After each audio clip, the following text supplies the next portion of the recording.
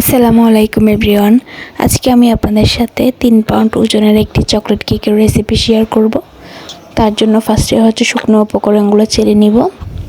এখানে আমি 1 কাপ ময়দা থেকে 1 টেবিল চামচ ময়দা এভাবে উঠিয়ে নিব। তারপর দিয়ে দিব আরও হাফ কাপ ময়দা। টোটাল এখানে 1.5 কাপ ময়দা ব্যবহার করব। 1.5 কাপ ময়দা থেকে 1 টেবিল চামচ ময়দা আমি এখানে উঠিয়ে নিব। তারপর দিয়ে দিব গুঁড়া দুধ 2 টেবিল চামচ, বেকিং পাউডার দিয়ে দিব 1.5 চা চামচ, 1 চা চামচ আর হাফ চা চামচ। তারপর বেকিং সোডা দিয়ে দিব 1 চা চামচ, লবণ দিয়ে দিব স্বাদ মতো। এবার কোকো পাউডার দিয়ে দিব এখানে উঁচু করে 2 টেবিল চামচ। এবার সবগুলো উপকরণ আমি খুব ভালোভাবে ছেলে নিব। আপনারা চেষ্টা করবেন শুকনো উপকরণগুলো খুব ভালোভাবে 2-3 বার করে ছেলে নেওয়ার জন্য। আমি এখানে শুকনো উপকরণগুলো খুব ভালোভাবে ছেলে নিচ্ছি। এভাবে করে শুকনো উপকরণগুলো ছেলে নেওয়ার পর এবার একটি স্প্যাচুলার সাহায্যে এই শুকনো উপকরণগুলো মিক্স করে নিব। মিক্স করে নেওয়ার পর এখন এই শুকনো উপকরণগুলো এক পাশে সরিয়ে রেখে দিব। এবার একটি শুকনো বাটিতে এখানে রুম টেম্পারেচারে থাকা 6টি ডিম নিয়ে নিলাম। ফ্রিজের ডিম হলে অবশ্যই 1 ঘন্টা আগে ফ্রিজ থেকে বের করে রাখতে হবে। যেহেতু আমি 3 পাউন্ড ওজনের চকলেট কেক বানাবো তাই আমি 6টি ডিম নিয়ে নিলাম। এবার বিটারের স্পিডটা মিডিয়ামে রেখে ডিমগুলি একটু ফোমি পর্যায়ে চলে আসা পর্যন্ত বিট করতে থাকবো। এরকম একটু ফোমি পর্যায়ে চলে আসলে আমি এখানে হাফ কাপ আরও 1/4 কাপ চিনি দিয়ে দিব। এবার এই চিনিগুলি দেওয়ার পর এখন বিটারের স্পিডটা মিডিয়াম থেকে একটু বাড়তি রেখে বিট করতে থাকবো। চিনিগুলো গলে ডিমের ফোমটা সাদা অংশ হয়ে আসা পর্যন্ত এগুলি বিট করতে থাকবো। এরকম বিট করতে থাকতে থাকতে এক পর্যায়ে দেখবেন আপনাদের ডিমের ফোমটা একদম সাদা হয়ে গিয়েছে। আমাদের ডিমের ফোমটি বিট করে নেওয়া হয়ে গিয়েছে। এবার বিটারটি বন্ধ করে নিয়ে চিনিটি চেক করে নিতে হবে গলে গিয়েছে কিনা। আমি এখানে হাতের সাহায্যে চেক করে নিয়েছি। এবার এখানে রান্নার রেগুলার সয়াবিন তেল দিয়ে দিব 6 টেবিল চামচ। আপনারা অবশ্যই চেষ্টা করবেন স্পঞ্জ কেকের ক্ষেত্রে যতটি ডিম ব্যবহার করবেন তত টেবিল চামচ এখানে সয়াবিন তেল দিতে। আমি এখানে 6 টেবিল চামচ রান্নার রেগুলার সয়াবিন তেল দিয়ে দিলাম। এবার হোয়াইট ভিনেগার দিয়ে দিব হাফ চা চামচ। এখানে হোয়াইট ভিনেগার দেওয়ার কারণ হচ্ছে কেকটি ফুলে যাতে চুপসে না যায়। তারপর চকলেট এসেন্স দিয়ে দিব হাফ চা চামচ। এবার বিটারের স্পিডটা লো রেখে এখন বিট করতে থাকবো।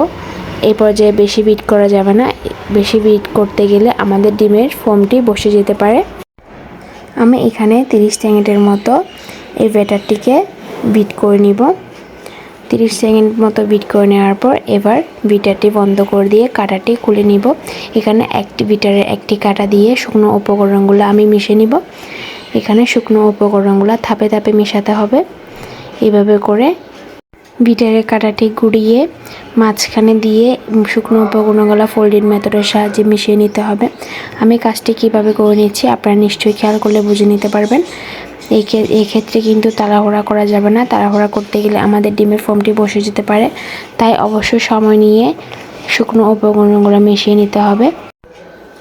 শুকনো উপকরণগুলো অবশ্যই ধাপে ধাপে মিশিয়ে নিতে হবে। এক ধাপেই সবগুলা দিয়ে মিশাতে গেলে কিন্তু ডিমের ফোমটি বসে যেতে পারে। তাই আমি এখানে 4 ধাপে শুকনো উপকরণগুলো এভাবে করে মিশিয়ে নিচ্ছি আলতো হাতে। বিটারের কাঁটা দিয়ে মিশিয়ে নিচ্ছি। স্পঞ্জ কেকের ক্ষেত্রে শুকনো উপকরণ মিশাতে অবশ্যই আমাদের ধৈর্য সহকারে করে নিতে হবে। এতে করে আমাদের কেকটি অনেক বেশি সফট এবং স্পঞ্জ হয়। তাই আমি এখানে 4 ধাপে শুকনো উপকরণগুলো মিশিয়ে নিচ্ছি। তো দেখতে পাচ্ছেন এখানে আমাদের শুকনো উপকরণগুলো মিশিয়ে নেওয়া শেষ। আমাদের ব্যাটারটি এখন সম্পূর্ণ কমপ্লিট হয়ে গিয়েছে। এবার একটি স্প্যাচুলার সাহায্যে বিটারের কাঁটায় যে ব্যাটারগুলো রয়ে গিয়েছে সেগুলো নিয়ে নিব। তারপর আমি এখানে স্প্যাচুলার সাহায্যে সবগুলি ব্যাটার আবারও মিশিয়ে নিব। এভাবে করে মাঝখানে যাতে কোনো অবশিষ্ট শুকনো উপকরণগুলো থেকে না যায় তাই এভাবে করে চেক করে নিতে হবে। এবার একটি 9 ইঞ্চি মোল্ডে আমি সম্পূর্ণ ব্যাটারগুলি ঢেলে বেক হতে দিয়ে দিব। আমি এই মোল্ডে আগে থেকে অয়েল ব্রাশ করে কাগজ বিছিয়ে রেখেছিলাম। এবার একটি কাঠির সাহায্যে এই ব্যাটারগুলো এভাবে করে ট্যাপ ট্যাপ করে নিতে হবে যাতে ভিতরে কোনো বাবলস ক্রিয়েট না হয়। এখন এই ব্যাটারটিকে আমি ওভেনে দিয়ে দিব। এখানে আমি আপ ডাউন হিট অন রেখে 180 ডিগ্রি সেলসিয়াসে 30 মিনিটের জন্য দিয়ে দিলাম।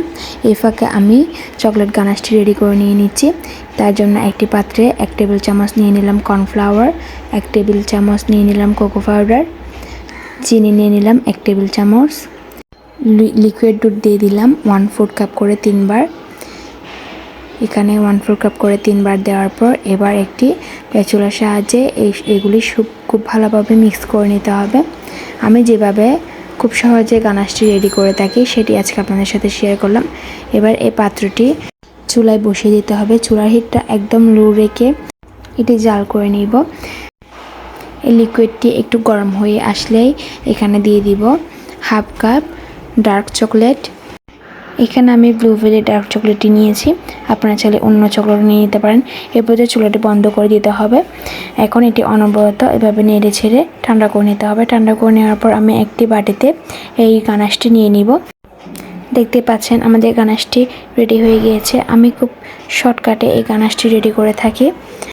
এরই ফাঁকে কিন্তু আমাদের কেকটিও কমপ্লিট হয়ে গিয়েছে, আপনারা দেখতে পাচ্ছেন। এবার আমি কেকটিকে মোল্ড আউট করে নিব। এভাবে করে মোল্ড আউট করে নেওয়ার পর উপর থেকে এভাবে কাগজটিকে উঠিয়ে নিয়ে আমি এটি স্লাইস করে কেটে নিব। এই কেকটিকে আমি 3টি স্লাইস করে কেটে নিব ব্লেন্ডার নাইফের সাহায্যে। আপনারা চাইলে এখানে 2টি স্লাইসও করে নিতে পারেন। আজকের কেকটি আমি খুব তাড়াহুড়াভাবে রেডি করে নিয়েছি, তাই গরম অবস্থায় আমি এটি মোল্ড আউট করে নিয়েছি। আপনারা এটি ঠান্ডা অবস্থায় মোল্ড আউট করে নেবেন। আমি এখানে 3টি স্লাইস করে কেকটি কেটে নিয়েছি। আমি এটা আপনাদেরকে দেখাই কেকটি কতটা সফট এবং স্পঞ্জ হয়েছে। এবার কেকটিকে এক পাশে সরিয়ে রেখে দিব। এর ফাঁকে কিন্তু আমি ক্রিমটি রেডি করে নিচ্ছি। এখানে আমি ক্রিমটি যখন এরকম হাফ স্টিপ হয়ে আসবে এ পর্যায়ে আমি যে গানাশটি রেডি করে রেখে দিয়েছিলাম সেই গানাশ থেকে অর্ধেকটা গানাশ আমি এখানে দিয়ে দিব। বাকিটা আমি কেক ডেকোরেশনের ক্ষেত্রে ব্যবহার করব। এভাবে করে গানাশ দেওয়ার পর আমি এটি মিডিয়াম স্পিডে বিট করতে থাকবো ক্রিমটি স্টিপ হয়ে আসা পর্যন্ত। বিট করতে করতে আমাদের ক্রিমটি যখন এরকম স্টিপ হয়ে আসবে তখন আমাদের বিটারটি বন্ধ করে নিতে হবে। এবার আমি কেকটি ডেকোরেশন করে নিব। এখানে আমি বোর্ডের মধ্যে হালকা ক্রিম দিয়ে উপরে একটা স্লাইস দিয়ে তার উপরে সুগার সিরাপ দিয়ে দিব। আমি এখানে সুগার সিরাপটি লিকুইড মিল্ক দিয়ে করে নিয়েছি, আপনারা চাইলে পানি দিয়েও করে নিতে পারেন। লিকুইড মিল্ক ব্যবহার করার ফলে কেকের টেস্টে অনেক বেশি ভালো আসে, তাই আমি লিকুইড মিল্ক দিয়ে সুগার সিরাপটি করে নিয়েছি। এখানে ক্রিম দিয়ে ক্রিমের উপরে দিয়ে দিব চকলেট গানাশ। চকলেট গানাশ দেওয়ার পর আবারও একটি স্লাইস দিয়ে তার উপরে লিকুইড মিল্কটি দিয়ে দিব। দিয়ে দেওয়ার পর আবারও এখানে ক্রিম দিয়ে দিব। ক্রিম দেওয়ার পর ব্লেন্ডার নাইফের সাহায্যে একটু হালকা ফিনিশিং দিয়ে তার উপর দিয়ে দিব চকলেট গানাশ। চকলেট গানাশ দেওয়ার পর আবার একটি স্লাইস দিয়ে দিব। স্লাইস দেওয়ার পর আমি এখানে সুগার সিরাপ দিয়ে দিচ্ছি।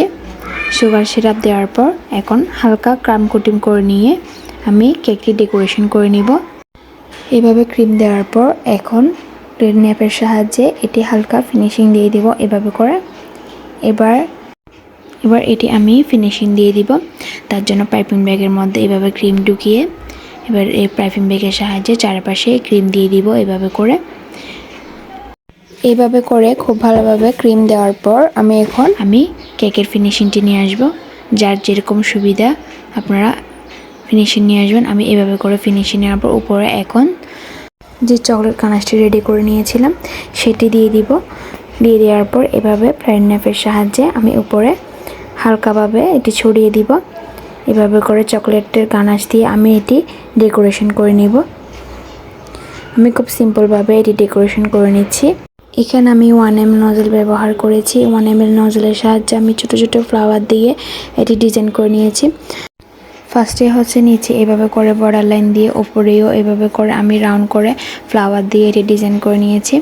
আমার আজকের কেকের ডিজাইনটি আপনাদের কাছে কেমন লাগলো অবশ্যই কমেন্ট করে জানাবেন।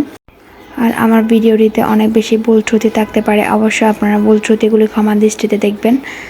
আমি যেভাবে বাসায় নর্মালি কেক বানিয়ে থাকি সেটি আজকে আপনাদের সাথে শেয়ার করলাম। আমার কেকের রেসিপিটি যদি আপনাদের ভালো লেগে থাকে অবশ্যই লাইক, কমেন্ট, শেয়ার অ্যান্ড চ্যানেলটিকে সাবস্ক্রাইব করে আমার চ্যানেলের পাশে থাকবেন। বিদায় নিচ্ছি আজকে এ পর্যন্ত। আল্লাহ হাফিজ।